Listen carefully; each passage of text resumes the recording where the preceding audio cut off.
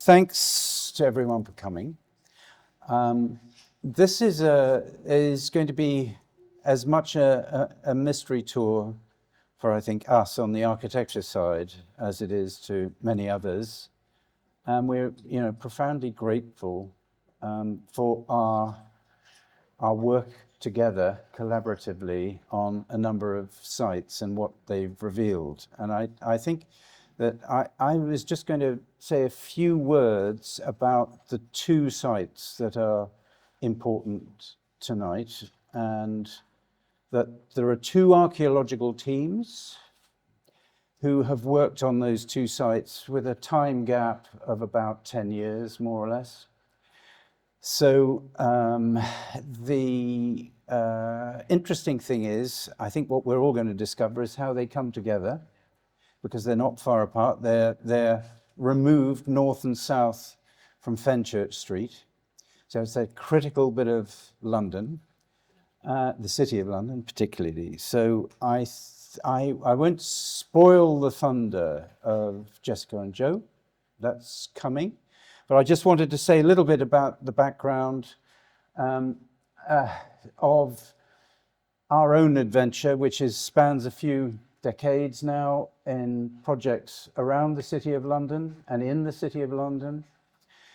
Some of these we're using as explorations of the theme of architecture and archaeology, in the sense that there's a narrative that becomes rather clear thematically to each of the sites, whether you're on the river, whether you're just outside the city at the Charterhouse, whether you're right in the center here, and what turns out to be a very rich world of archaeology, I think, and layering the stratigraphy is extraordinary. But casting ourselves back to the northern site, and I think this is very interesting because there's a resonance of the past in the conversations with our colleagues at the city. On the other side, the gamekeepers, so to speak, to our poachery, working between the world of development and planning. So it's that sort of sense of knowledge, of course, that's deeply ingrained in the city planning department. The resonances of what are important. So at 120 Fenchurch Street, which is just this northern territory, the obviously developments that preceded us, but there were these vanillas that were so important. So Hogarth Court that came to Billiter Square, Fen Court, which is an incredibly interesting alley or area on a burial site itself, originally to the west of the site. Then obviously Billiter Street, which is this very important through route, and of course Fenchurch Street station. So there's this outpouring through the site, and these passages were incredibly important.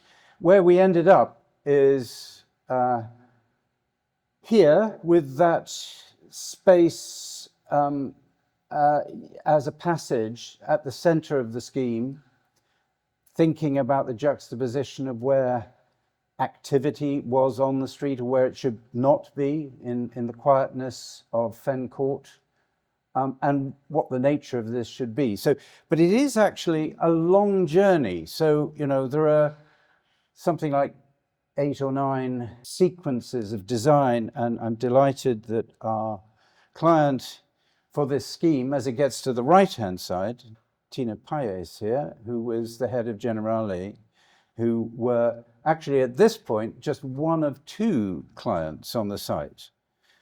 So you could see that there were 2 buildings. There was a sort of sense of how those might dance, getting to a point of a tower and a sort of plaza and a smaller building, and taking that along to the planners, and in rather more elegant form than this, by the way, and being told, no, a tower is not appropriate here. So you know, and all the while the passage through, it should be a street building, so an urban building, an urban block.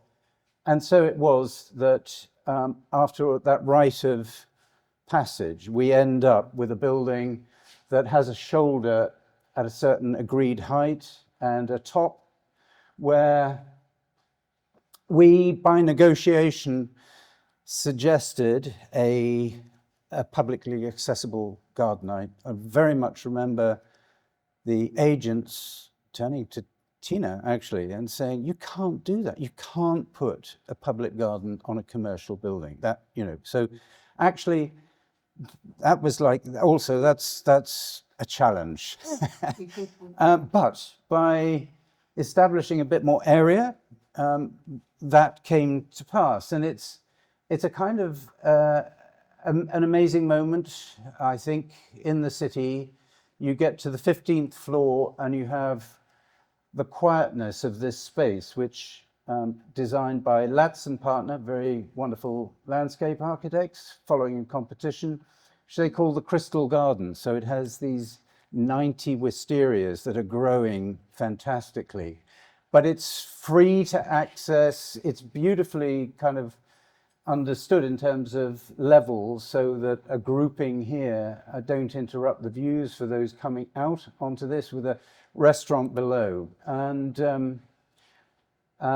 yeah, so this is quite recent. Those little wisteria were grown to about 10 years and then transplanted, and this will be an entire, and this is a new horizon in the city, which you look down upon from the tall buildings. So it's a mesmeric sort of place, and the glazing to this upper level was also about announcing the garden at the top, and underneath there's a banking hall sized space that announces the garden. But it's now part of a scheme we've developed for the south side of Fenchurch Street, which, for those involved with the history and conservation of that history, this little stump of a tower, which is a medieval tower to a church called All Hallows Staining,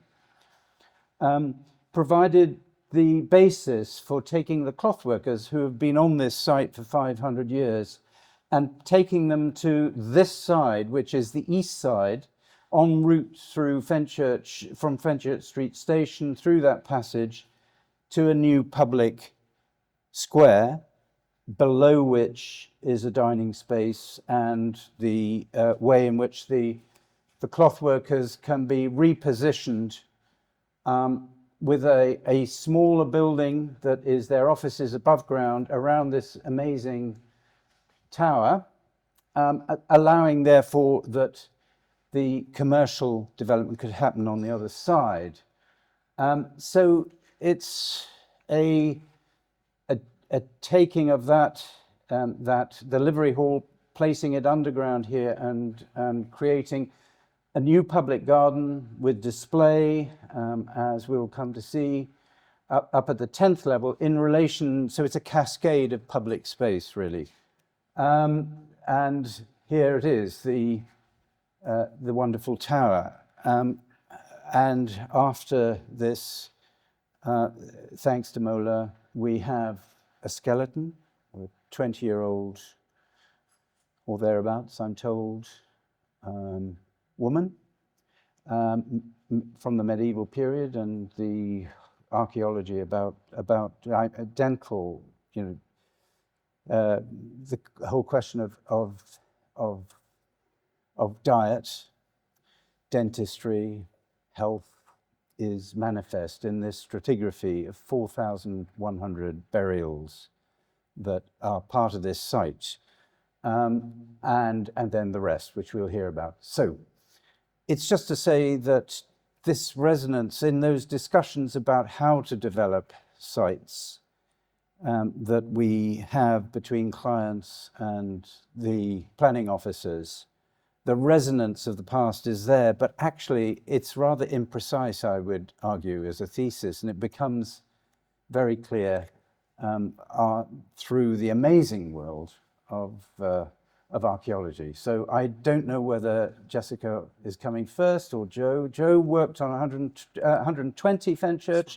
I remember going there, being amazed by about kind of 40 of you working very hard and finding the precision of piles to Roman buildings, you know, in below the chaos of the medieval world and the way that worked. And Jessica has been responsible for the dig, it's fair to say, along with Sophie Jackson, who heads up the team at 50 Fenchurch. So that's what we're going to hear about. And I think you've been in dialogue to find commonalities, which we're really interested to hear about.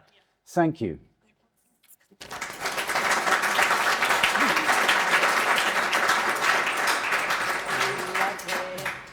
Handing that responsibility. Oh, thank you. Is it that button? Yeah.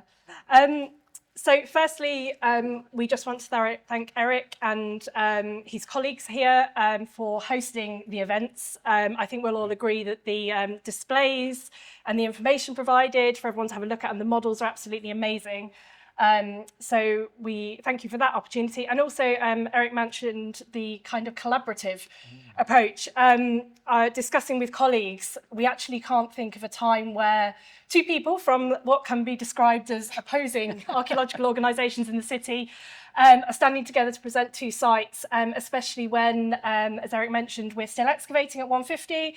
And Joe and his colleagues are yet to formally publish 120. So this is all kind of a brand new way of thinking about the sites. And I think we both like to thank you for the opportunity to actually talking about our sites and collaborating on looking at interpretations, because not only do we hope we're going to present to you a kind of a lovely talk in an evening this evening, but also we've got a lot out of it already, which has been absolutely fantastic. I think MOLA would also like to thank PCA and Joe for coming for the talk today and the help that we've had with kind of preparing this evening, and the information from Vicky and Neil from PCA has been absolutely brilliant as well. So thank you so much for kind of putting in the effort. A little bit about ourselves, I suppose. I've worked for MOLA since 2011, and prior to that, since about 2005 in archaeology. So I've been excavating on a number of sites, 50 Fenchurch being my most recent project. And I think, Joe, you've been at PCA? Yeah, since 2007. Yeah. And yeah, as Eric said, I supervised at 120 Fenchurch Street. And I spent a little bit of time up in Manchester, but I've come back to London recently and I'm now honoured to be working on this site again. So, yes. So we're going to have, it's going to be roughly about 20 minutes, but I'm going to caveat that a little bit. Myself and Joe have met and spoken about this over Teams, but we have never actually stood next to each other and presented this. So a little bit of apologies if at points we're looking at each other and trying to work out what to say. Also, we are obviously experts on our sites. We are experts on the stratigraphy that we have excavated on our sites, but we are by no means experts in the entire history of London or Roman London or medieval London. So we will be presenting... No awkward questions. Yeah. We'll be presenting a kind of potted history, focusing on the archaeology and the features that we have on our sites, but also trying to draw in kind of broader scopes about the city as well. But as I say, we are by no means experts. However, we do have some lovely experts in the room. So there are people here who know a lot about Roman London. We also have our osteologist from MOLA with the skeleton from 50 Fenchurch as well. So there are experts in the room. If you do ask any awkward questions, we may be fielding them out to other people, but we'll do our best to obviously kind of cover everything that we kind of feel is appropriate, and especially thinking about the theme of urban continuities as well. If you were at the talk with Tony 2 weeks ago, I think he was talking about this kind of theme of urban continuities, providing the opportunity to bridge kind of the academia and the practice, and that's certainly something that we're aiming to provide here today, a little bit of insight into excavating the sites, but also a discussion about more in-depth topics to do with the development of the city. I think we're all kind of interested in how the people of the past have created the city that we see today, and indeed the city that Eric and his team look at and interpret in the new buildings going forward. And thinking about the city as well in the wider context. So some of the things we'll talk about will be things like infrastructure and networks. I think it's very key to, although we're going to be talking about Roman London, medieval London, to not forget that the city existed in a whole, in the case of the Roman city, a whole empire. And there are lots of things happening within the empire outside of Britain that impact the development of the city that we're going to be talking about. So there is kind of that wider connotation about, you know, how it develops, the continuities not only between the two sites, but the continuities of Roman London and medieval London into its wider networks. So I think we can go delve in. Looks like you're first. Yeah. So we're obviously going to start chronologically with the earliest features, because we're archaeologists and that's what we do. We like linear progression. So the site itself, you can see there are two sites neighbouring across Fenchurch Street, but the map that you see in the green lines on the screen are the Roman streets. This is a snapshot probably roughly towards the end of the second century, well, maybe mid-second century. It's not a developmental map of London. It shows you kind of Roman London at its peak, if you were. And you can see the grid layout, you can see the streets. What we'll be touching on when we talk about the features on site are particularly this development of the grid system, how the city develops. You can see on both of our sites, we both have a road, and those roads play key parts into the developments of the sites and the features that we see. We'll also be talking about the city boundaries as well. So there's interesting features across both sites which provide us an insight into the development of the city. The area that you see defined as the city there is what is inside the Roman city wall. But actually, and this is something that's come out of our discussions, we realise that potentially on both of the sites we have the boundary for the city a lot earlier than the map that you see today and the wall that's established around the city later on. And also the development, once the grid system is laid out, once the roads are established, how the area changes from potentially the edge of the city. I think Tony was talking last week about the idea of this east of the city being the dirty end of the city because of prevailing winds and things like that. Definitely some evidence of that going on 50 Fenchurch Street, and then the development of the city into a much more formal kind of area, something akin to, you know, kind of maybe the middle class of the Roman Empire. So I think we can move through, and I think you're taking the first slide. Okay, so what we're looking at here, obviously, is our sites in around 50 AD, which is roughly when we think Londinium was established. The first thing that seems to have happened on 120 Fenchurch Street, I'm not sure about yours, but the entire area was completely, the topsoil was completely stripped off. And what this seems to have been to do is just to remove all the trees and all the obstacles that were on the site. And what it shows is that this city, this settlement was planned. And then the next thing they did was dig an enormous ditch right north-south, and amazingly, when we line our ditch up, it comes right through 50 Fenchurch Street here. So we've got a dead straight north-south ditch. And obviously we ask ourselves, what's this ditch's purpose? Is it for drainage? It does run, we're sitting on the side of Cornhill, which is the rise just off to the northwest. So it would facilitate drainage down to the river. But it's very well drained, actually, so it's unlikely that that's its sole purpose. Interestingly, a number of cremations have been found. There was one at the end of Billiter Street and one on Mark Lane. And I don't know if you know anything about Roman cities, but they don't like to bury their dead within the bounds of the city. So this area must have been beyond the bounds of the city originally. But as Jess showed earlier, the city walls are way out here to the east. So what we seem to be looking at here is the original boundary to the settlement when it was first established. Definitely. Yeah. Yeah, so I think just Okay. as a, the previous photos showed the ditch on 120 Fenchurch Street, and this is the ditch on 50 Fenchurch Street, and you can see the kind of the V-shaped profile, which, you know, we're not only is the alignment consistent across both sites, but also the profile of the ditch, which is very important to archaeologists.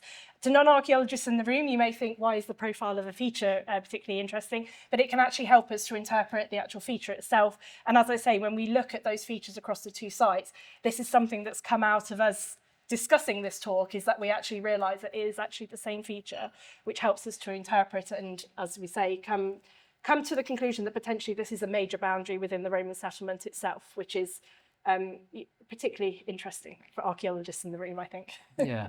And before we did this work, it wasn't altogether clear whether or not the early settlement had a ditch around it. So Yep. this is good evidence for that. Indeed. We've also got some other earlier features on 50 Fenchurch Street as well. So this example that you see in the top left corner, you might just mistake it for a collection of holes, which it is, but it's actually the foundation for a wall. So if you imagine those holes contain large posts at one point, and on top of that would have been sat a large timber beam. A lot of the early buildings in Roman London are what we describe as clay and timber buildings. So they would have had timber foundations with clay walls above them. We have our road on site. It's slightly earlier than Joe's road, and he'll be coming onto his road later on. But our road on 50 Fenchurch Street is, we think, to be established in around 50 AD, so roughly the same time that the boundary ditch is established. It's on a very similar alignment. You can see in the bottom left there is a very crude photo. I apologise, it is a phone photo, so it's a little bit grainy, but hopefully you can make out the big band of gravel. That's actually about half the thickness of the road. The road surface itself is made up of layers of gravel, which equal about 1 metre to 1.5 metres in depth. It's a pretty, hefty road. It's not something that you would have just been laid down in 5 minutes. It's something that's definitely thought out and there for a purpose. And we think this might be one of the original roads coming in and out of the city. As I say, the building alignments you can see here, the green hashed area shows the alignment of the building that you see in the top left there, fronting onto the roads. I spoke earlier about the kind of initial development of the city and the fact that these were, and as Joe's mentioned, this is the fringes of the Roman city. This is not where the main action's happening. We're away from kind of London Bridge, the main crossing across the river, and the main establishment of the settlement in the main part of the city. And a lot of the buildings on this side of site that we're finding on Fenchurch Street are showing evidence for things like what we call dirty industry, craft industries. So things like metalworking, kind of things that require fire or may produce a lot of smoke and things like that. So we're finding within these buildings a lot of metalworking waste, a lot of kind of fire debris. The buildings obviously inevitably burned down as well. So we're finding a lot of debris from the actual buildings themselves. So it's giving us a nice insight into that very kind of early kind of first development on this side on the fringes of the city. Yeah. And then developing through into slightly later, so I mentioned that the city changes somewhat. So going into the later 1st century, into the 2nd century, it's consistent across most of Roman London, but particularly we are seeing evidence of this on 50 Fenchurch Street, where the buildings develop from clay and timber buildings into masonry buildings. We have a number of high status, or what we potentially think are high status buildings, made out of Roman concrete and Roman mortar and tile and brick that are on a similar alignment to the road that Joe will be discussing in a bit. And basically these buildings, as you see here, there's a small section of kind of floor in the corner. It shows the kind of different construction techniques. And if after the talk, or if before you've seen the finds over on the table, they're just a few kind of bits and pieces from some of these 2nd century buildings to give you an idea of the kind of fabrics and different building materials that we're using to construct them. The building on display here, and I apologise, it does look like a mass of soil, but if you squint really carefully, you can definitely see some walls in there. And we do have the 3D model of this building. So if you head on to the next slide. So this is the building itself. So we have a large wall coming down here, another cross wall here, another wall at the back there, and then rooms in the centre. The 3D model is available. You can have a quick fly around that after the talk if you'd like. But basically, this is one of our kind of later 2nd century, potentially going into the 3rd century buildings with lots and lots of renovation as well. We only excavated this 6 months ago, so I really can't tell you a lot about it, unfortunately, but it does show the kind of development in the area and the difference as well, the change from that kind of early kind of industrial activity through to what is potentially a little bit more kind of substantial and potentially maybe a little bit more kind of refined Roman settlement. Okay, so we'll go to the 120 now, which is north of 50. And what you're looking at here is a snapshot from just sort of the period following the Boudiccan revolt. So in around AD 60, Londinium was, a lot of it was destroyed. And there was a sort of 10-year hiatus when there was very little development, really. But slowly, well, not slowly, actually, buildings began to emerge quite rapidly, and there seems to be a real push to redevelop Londinium. And what you see starting to emerge are quite densely packed kind of residential buildings amongst commercial areas. And this is what we've got on our site. So the north-south ditch gets backfilled, and over the top of it, they build this east-west road, which you can see goes beyond the ditch. So it seems that the boundary of Londinium was expanded to the east. And we know it's the road because, like with Jess's site, there's about 1 metre of packed gravel, and then it's flanked on either side by roadside ditches. And lining the north of the road only seems to be on the north. I'm not sure if that's because of the heavy truncation that we see in the south, or because there are only ever buildings to the north. But we found a load of strip buildings. So here's a photo showing one of these buildings. And what you can see, so this is this spine wall. This is an internal spine wall. Like Jess said, timber planks, and then mud bricks laid on top. And then, so the road is kind of roughly here. So at the front of the building, we found a load of floor surface made of opus signinum, which is essentially cement with kind of crushed bits of pot in it. And that suggests a more sort of prosaic use of the rooms, maybe workshops or sort of commercial spaces. And then toward the back of the building, there's some nice tessellate, really tiny bits of tessellated floor surfaces, and then in situ painted plasterwork. And it's more likely that these were kind of living spaces, living spaces. And then from the south of the road, as I said, there was no evidence of any buildings, but there were a load of pits, probably used for rubbish disposal. And within one of the pits, we found this amazing bronze lamp, which had been placed upside down in the bottom of the pit. And here's a better view of it. So it's got 6 nozzles, as you can see, and interestingly, it's dated to the mid-1st century, but it was probably deposited in the mid-2nd century. So it's been what we call curated. So somebody's kept hold of it for 100 years and then finally placed it in the bottom of a pit. And it's the only example we have of one of these lamps, this particular style from Roman Britain. All the others have been found in Europe. And placed on top of this lamp was a strigil, which is, a stick that they would have used, a bronze stick to clean yourself. And it suggests maybe cleansing, and it could be a kind of foundational deposit, perhaps, for a building, perhaps.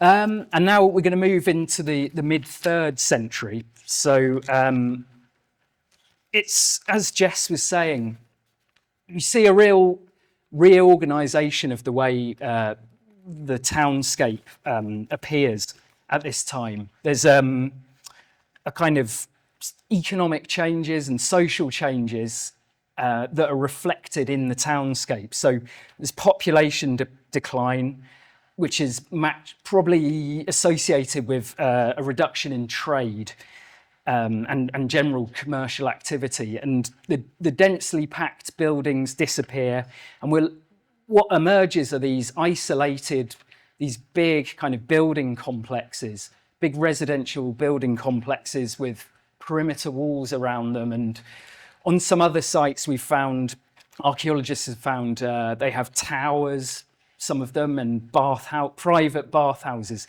There's this change from sort of public infrastructure to a more sort of private way of operating. And yeah, you can see the road is disused as well. And then these buildings using this completely different method of construction. So the foundation trenches have these massive great piles put in the bottom of them, and then they lay a masonry plinth over the top of it, and then building these large kind of multi-story structures over the top. So it's quite a striking change from the earlier Roman buildings. Jess.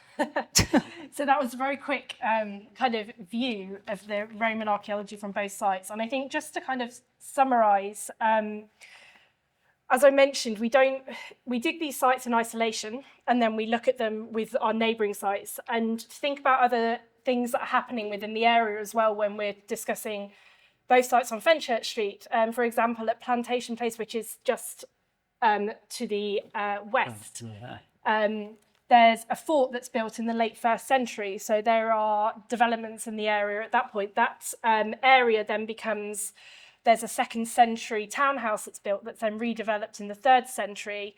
There's quite significant coin hoards that are found nearby, both to the north and south of Fenchurch Street at that time.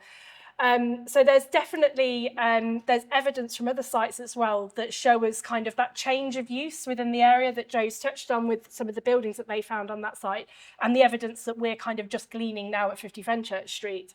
And as I mentioned, thinking about it within the Roman Empire as well, there's boom and bust periods within the Roman Empire. There's things that are happening outside in Europe that influence what's happening within the town itself. There's things in Roman Britain that the governance of Roman Britain as well has an impact on what's happening within the city. So we see the changes that you see in the buildings are all linked. It's not only the kind of private development, the individuals that are building those buildings, it's also everything else that's happening. I think most of you will be aware that London was quite a significant port in the Roman period as well, and there's decline and growth of the port that links in. And obviously you can't overlook the military kind of aspect as well. There are many schools of thought about why London developed and how it developed, but whichever school of thought you are from, the military played a part in that. So there's all these kind of factors that are coming to play. And again, that kind of links in as well with the decline of the Roman city and moving into the medieval city. There's many, many different reasons as to why the Roman city declined. There are schools of thought about the kind of abandonment of the city. Some of you may have heard the term dark earth before. There may be some dark earthers in the room, but where there's this idea that the city is just abandoned one day, and then all this soil builds up through bioturbation and rubbish dumping and things like that. There is discussion about the fact that there's a change because the buildings are now more substantial, they have a longer life. Are people just moving into the buildings? Are they occupying them in different ways?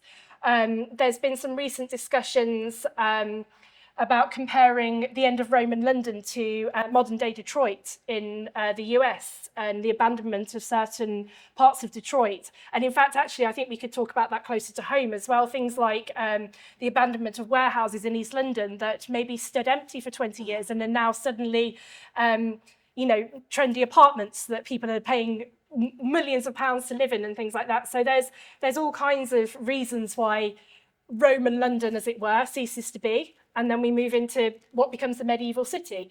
So if you want to kind of jump onto the first slide. So this just gives you an example of what's happening at 50 Fenchurch Street. And I apologise for the kind of mucky state of the photo. However, it does give you an impression of the work space that we normally find ourselves in. So if you click next, I apologise for your eyes on this lovely 1980s inspired coloured version of the photo. But what I'm trying to illustrate is the archaeology and the development from the Roman period into the medieval period on 50 Fenchurch Street. We have the Roman road in the background, the Roman roadside ditch, no dark earth, no build-up of abandoned material. Directly on top of that, we built there was a 13th century church, which on top of that was a 14th century tower, which is what Eric touched upon, that's going to be part of the development of 50 Fenchurch Street.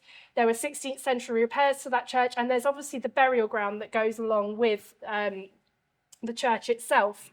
It appears that there's no, well, if the area was abandoned, it wasn't abandoned in a way where rubbish built up or there was accumulation of any kind of debris or anything like that. It seems that the area was left and then they built on it into the medieval period.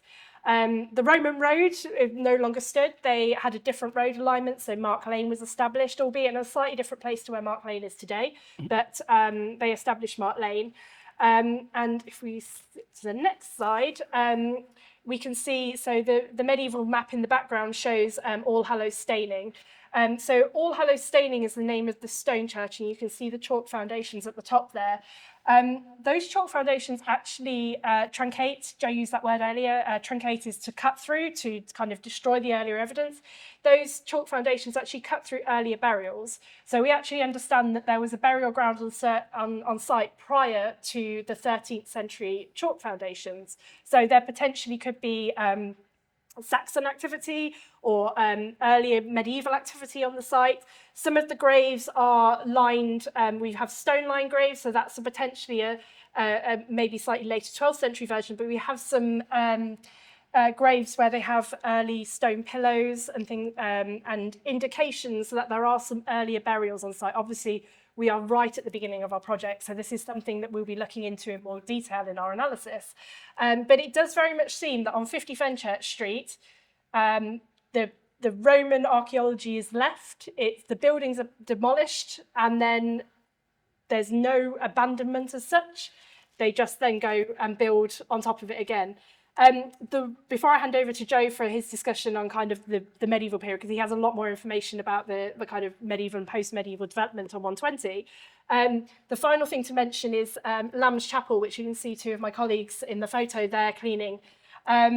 Lamb's Chapel is what I like to call the cut and shut job on site. It's a grade 2 lifted chapel, but actually it came from the east side of the city and was brought to site. It was owned by one of the cloth workers.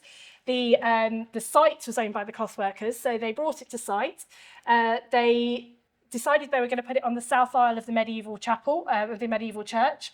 So they did that. However, the south aisle of the medieval church was too small for the chapel, so they cut the middle out of it. They stuck it together, they put it on top of the foundations, and then the chapel stood next to the tower. And up until about a year ago, you could go down in there, and I think they had lovely knitting sessions, and it was a community space and things like that. And it is actually, in some way, shape or form, going to be put back into the site as well, so that it's part of the space that people can experience. But you can see how not only do we have medieval history from our own site, but we also have medieval history from other parts of London as well, which is always it's a really kind of interesting and a great challenge for Eric and his team as well to kind of incorporate that history into the site. But I think you have some more interesting kind of bits and pieces. Yeah, I was going to say actually, so we haven't got a great deal of continuity from the Roman period into the early medieval period. So, but what we do notice is, so this is Fenchurch Street, and it leads from Aldgate up here, and it seems to respect the southern wall of the Roman Forum, which is here. And this road is probably established in about the 11th century. So what that suggests is that there was a ruin. The ruins of the Forum probably still stood until that time. So I think what we're looking at in the city is quite a lot of ruined Roman buildings still standing. The earliest features that we had really from the medieval period date to the 12th century, and they were just rubbish pits. Probably they would have been associated with buildings, but all evidence of those have been removed by kind of horizontal truncation. And the earliest medieval buildings we found are these chalk cellars. So they date potentially, to maybe the 13th or 14th century. Above them, you can see this map. It shows the site actually, and you can see that above these cellars there would have been 3 or 4 story tenement buildings lining all the street frontages. The ground floors would have contained shops, and they would have had dwelling spaces above. Behind them, you've got gardens and then some larger buildings. And in the sort of early 16th century, we get the first kind of association with the Cloth Workers Guild, and they buy one of these properties. And interestingly, one of the tenements here on the street frontage, which is a long, thin building, and it actually contained the earliest tennis court in England. And it was on an alley, Culver Alley, which was actually, we got this quote, it says it was stopped up for suspicion of thieves that lurked there by night. So that gives you a flavour of this area at the time. The ironmongers also buy some property on the site in 1457, and they buy a medieval building and they refurbish it. They add seems like they add an upper story in brick, and add iron bars to the lower floor. So we think that they used it as a warehouse for the iron, basically, that they were working with. And we also have documentary evidence that they employed several gardeners. So the gardens was an important part of their kind of their property. And we've got this lovely link to gardens because we found this lovely glass bird feeder, which would have come from one of the gardens. And also, amazingly, we found part of the original plaster ceiling from the Ironmonger's Hall, which was it was deposited down a well in the mid-18th century, and that's because the Ironmonger's Hall was demolished in 1745 to build this, which is the Ironmonger's Hall that stood on fronting Fenchurch Street till about 1917 when it was bombed, and soon after demolished. And that's really the story of the site. We found a lot more objects and things, but I think we should leave it there, really, don't you? I think so, because I think we've probably run over our time. So thank you very much.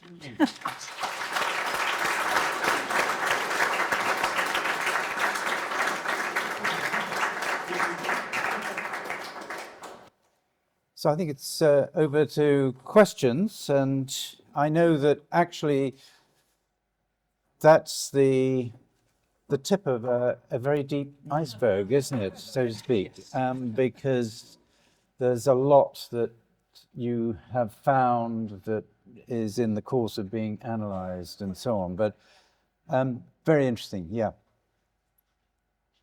Thank you, that's really fascinating, and I just love the kind of, thank you very much. I love the Oh, well, I mean, all architects come across this word palimpsest at some point in their careers, and then you try not to use it because it sounds so ridiculous. But I mean, it really is that sort of wonderful sense of building up the layers. I've got two questions. One is a pseudo-clever question that I feel I have to ask because many people in this room were taught by Joseph Rickvert, who wrote the wonderful book, The Idea of a Town.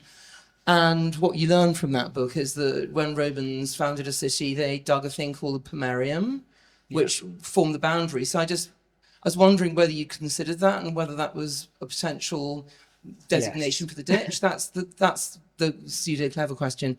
The second question is, what did you find out? I'm really fascinated if you found out what the Romans were eating, or is that, haven't you got that far yet? I think. Yeah. Do you want to take both things? Or? Yeah, I mean, yes. In terms of the ditch being was it pomerium, isn't it? Yes, because like I was saying, the burials that we found to the east of that ditch almost certainly signify that it was that, because as I say, they wouldn't have buried within the boundaries of their settlement. So, yeah. I don't know about what they were eating, though. I probably should more, but yes, no, not much evidence in that regard came out. Yeah. I mean, the sort of preservation, because, like I was saying, it's quite a well-drained site, which is good for the people that live there, but not really for archaeologists, because nothing gets preserved very well, including seeds and things like that. Yeah. I would say that it's. I don't know if it's the same on 120, but the evidence that we have on 50 Fenchurch Street is very much almost like a sterile living environment.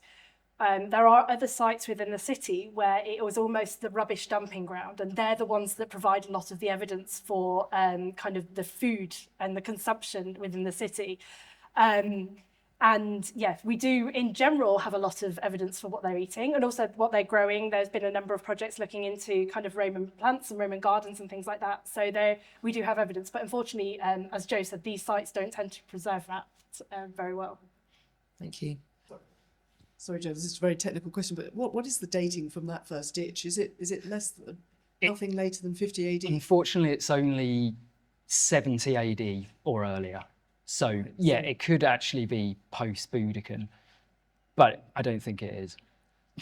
Because an interesting thing, because in your pictures, it looked like it had this sort of classic ankle breaker it did, bottom yes. bit. And there's on the other side of the city, near just immediately to the east of Walbrook, there was another ditch or pair of ditches with the same ankle breaker. So it's sort of defining the extent of the early city, the Roman planned city, which I think is really, really exciting. Yeah, I mean, if you superimpose the plan that has been made, which has that western ditch, and I think there has been an exposure to the north as well, and it's been projected to the east, and it lines up perfectly. So I really do think it is, yeah. Excellent. I was going to say, just to touch on dating, it's from an architect's point of view, obviously there's in terms of dating buildings and things like that, there's a lot of based on style and the kind of the materials used. And obviously when we're looking at features where we only have soil and things like that, the way that we tend to date the features is either through finds, through the objects, things like coins are a very good source of dating. But also more recently, we can use scientific techniques. So looking at things like, for example, when the soil was last exposed to light, or using carbon-14 dating. So we have to rely on those scientific techniques to date when we don't have kind of stylistic elements of the buildings to look at. So we're hoping from one of the things, and again, it touches on the theme of continuities, what we're hoping from 50 Fenchurch Street is that we have taken a lot of scientific dating samples, and it may be that it's of use to Joe and his team in dating some of the features on his site as well. So it's definitely one of the kind of the kind of things that we aim to get out of the kind of collaborative work we're doing at the moment. Hi, I just wanted to ask a little bit about the sort of timescales, the time you use in the excavation. Just obviously from the architect's perspective, we know, this is a very special part of the country. There's a lot of commerce happening. There's a lot of programs, and just a little bit about how the time you have available to do the excavations, to do your investigations, and just any comments about that. And I think it's an amazing thing what we do in Britain, what we're doing in London in particular, in taking the time and care to understand the past through this opportunity that a new building gives. And just how is it from your perspective? I know it from the architect's perspective, not from the archaeologist's perspective. Yeah, I mean, London, I think, is the most excavated city in the world. You could quote him on that. No, I think it is. I don't know where I got that from. Seems like it. But so all the development has given us great opportunity to understand it. We could always do with more time, though, to excavate these sites. But yeah, I think, some of you in the room will be aware of where our profession developed from early planning legislation in the early 90s through to where we are today, where we're embedded within the kind of planning system. There are some city planners in the room who can obviously speak a lot more about how we fit into that process. But in a similar way to the way that Eric and his team are taking into consideration the tower within the design, that it's part of the kind of scope of the project, the archaeology, the excavation is also built into the scope of the project. We have great relationships with not only, as I say, the planners within the city, but also with our developers as well. And it's now more commonplace that we are embedded right at the beginning of the project. We're having conversations early on so that we do get the time that we need to excavate. There are always exciting discoveries that are not predicted. We always need more time. We would always like more time, but we are definitely, everything that we do is factored in. And then again, once we've finished on site, so for example, at 50 Fenchurch Street, once we finish in the middle of next year, we will have been excavating on site for 2.5 years at that point. There's then potentially another 2 years of, a year to 2 years of initial assessment work for us to just even to get to the point where Joe is today with his project. And then we may be looking at another, I'm hesitant to say a few years, it could be up to 10 years to actually fully disseminate the project. But I think one of the exciting things that happens now, particularly in the projects we're involved in, particularly projects in the city, is that there's different ways. We no longer just sit and produce lovely books that maybe only a handful of people look at. We like to make sure that our work is engaged. And things like tonight is a perfect example where we get to showcase the work that we're doing and have discussions about it with different audiences as well, which is, I think, is really key. One of the things I actually forgot to say in my introduction is that although Joe works for a different company, I think we're actually, in the broader sense, colleagues, because our aim is that we showcase and disseminate the work that we do to everybody, to the wider audiences, to our communities. And that's ultimately why we do the job we do, because we want to tell those stories. And I think, yeah, definitely in today's development, that's where we fit in quite well, is helping to support those stories that are told not only through the architecture in the building, but also kind of in our kind of dissemination of our work as well. yes. I just wanted to ask the question about, because we don't have like a state archaeological service, which you might imagine in a great country would have, how it works that we have agents, basically, and how does that dovetail? I think, as you say, it becomes more open and shared, and it leads into the next part of the question, which is what happens to the finds? Because Tina's site, burials, bodies, there's a whole process. I believe MOLA have a very large warehouse with too many bodies in it, which Taryn always said she didn't want. So this question about, it's not state, No. but we have city and other planning. Yeah. But, yes, how do you dovetail your findings, which takes time, but ultimately, where does it end up?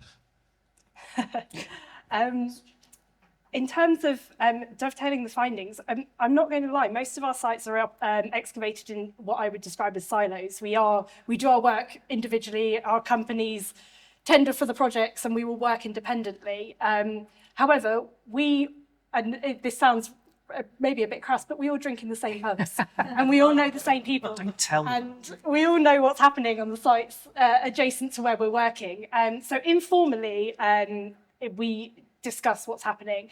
in a more formal sense, our work is all overseen by what we describe as a monitor, but in the city, that's the city archaeologist and Historic England oversee the work. So they are the people that basically keep everything joined together. They're the ones that see everything that's happening. So whilst we are excavating these sites individually and we work on them individually, there is an overarching sense of kind of collaborative approach. There are people that monitor and see what's going on. And we also have research aims as well that we're all working towards. So we have a clear agenda of what is considered kind of a priority to study, or what we may want to focus on, and also what is significant and what I hasten to say what isn't significant, because everything is significant, but obviously there are things that are potentially more significant than others. So we are guided and governed, and there is an oversight over what we do, even though we are excavating. Where everything ends up,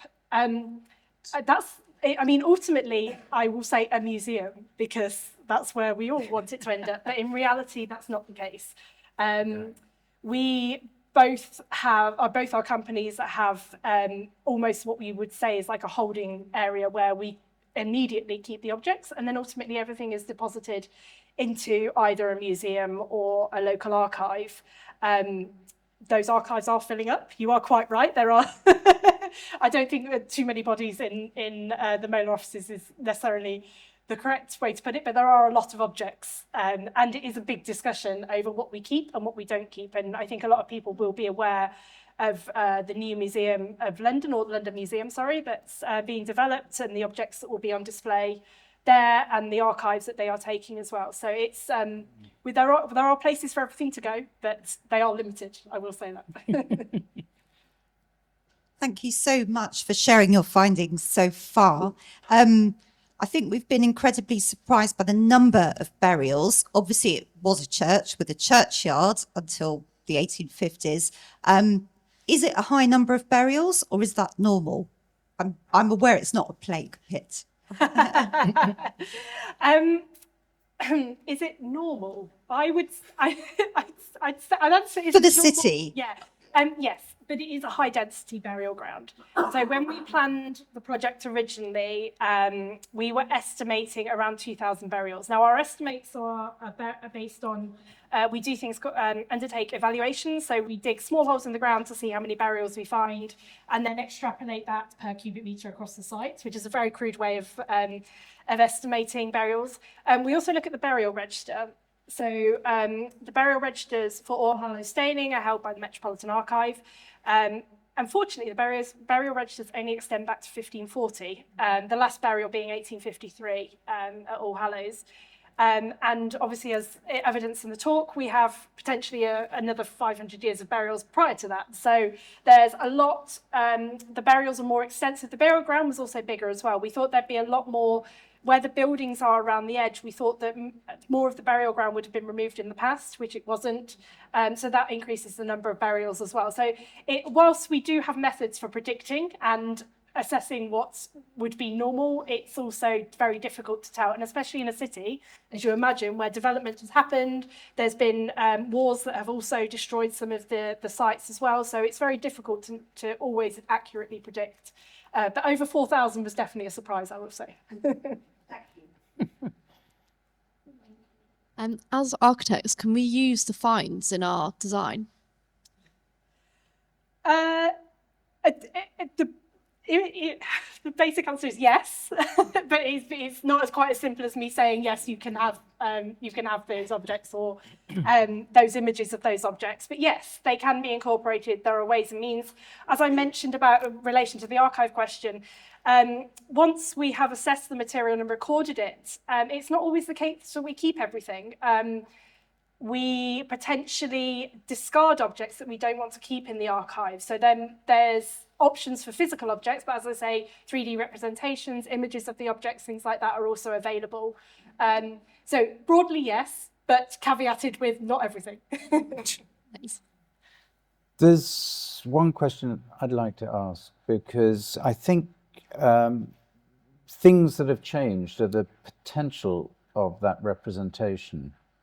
And so I was very struck by the immediacy of your digital scanning as you I guess Yeah. that's an interesting one because 2015 even it wasn't there, right? Exactly, yeah. No, we didn't do So no. now both the buildings and the fragments of buildings, but also all those burials, you showed us one of the digital survey drawings, which are quite extraordinary in terms of the stratigraphy of those burials, because some of them clearly are familial or related in some way, and I think that this is the dawn of a period of accessibility to archaeology in the past, made available, in a visceral way, beyond the static object. And so, how are you as two companies dealing with the potential of that kind of reconstructive world of digital representation? Because that's something as architects we're incredibly interested in. What are MOLA doing?